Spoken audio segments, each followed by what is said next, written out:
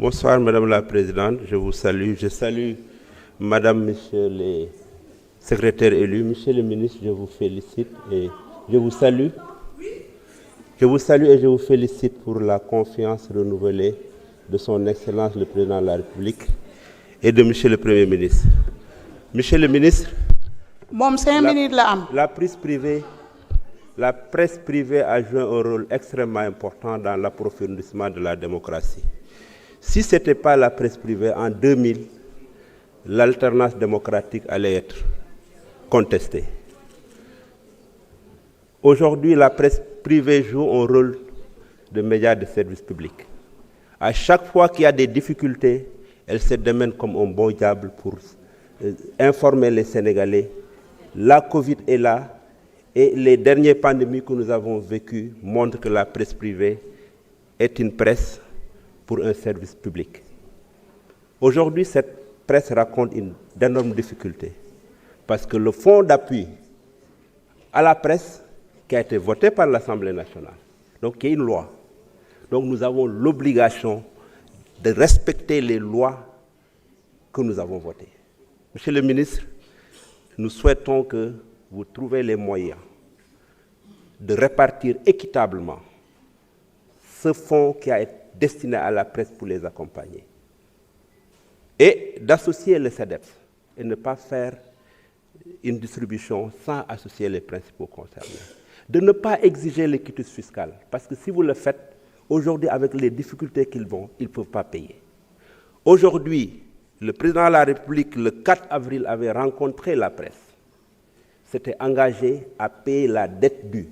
Monsieur le ministre des Finances le sait, le Sénégal est en train de payer toutes ses dettes. Donc la dette due à la presse fait partie de ces dettes, il faut la payer. Monsieur le ministre, je voudrais que vous intéressiez aux GAFA. Les GAFA, les plateformes numériques, Google, Apple, Amazon, Facebook, aujourd'hui offrent une opportunité extraordinaire si nous en profitons.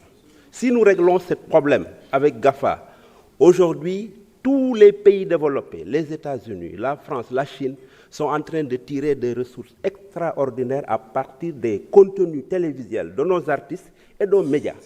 L'Afrique est out. Je vous demande de porter ce combat pour qu'on ne parle plus d'appui à la presse. Parce que si nous recevons cet argent, je ne parle même pas des artistes, je ne parle même pas des médias, mais le ministère va gagner beaucoup d'argent.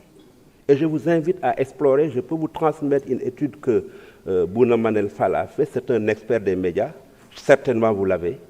Si nous explorons ça, on n'aura plus besoin d'appuyer la presse. Monsieur le ministre, je vais terminer sur la connectivité. Mon collègue Ousmane Diop l'a dit. Vous pouvez régler facilement le problème de la connectivité. Parce que les opérateurs ne cherchent qu'à s'installer. C'est des commerçants. Nous, maires, nous le savons. Quand ils ont besoin de s'installer, ils s'approchent à nous. Je vous demande de vous rapprocher de votre collègue de l'Intérieur. Qu'il instruise à tous les sous-préfets et préfets de les remonter tous les villages qui n'ont pas la connexion. Parce que je suis à peu près sûr que tous les villages qui ont été cités ici, vous ne pouvez pas les retenir.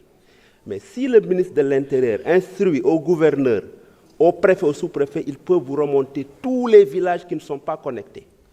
Vous réunissez ces acteurs concernés, les opérateurs, vous répartissez par cartographie. Chaque opérateur, vous l'instruisez de montrer. Ils seront trop pressés pour aller installer, parce que s'ils s'installent, ils auront de la clientèle dans un contexte où il y a 4 opérateurs, la concurrence est rude, ils vont tout faire pour aller dans les villages. C'est la seule façon de le faire, sinon, je suis à peu près sûr que vous n'avez pas reçu. Mais si vous passez par le ministre de l'Intérieur, il instruit les gouverneurs, les préfets et les sous-préfets, ils peuvent recenser tous les villages.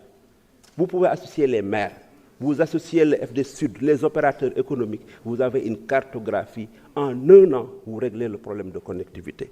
Je vais terminer par, comment dirais-je, la dette. Je l'ai dit, l'engagement du président de la République, il est fort.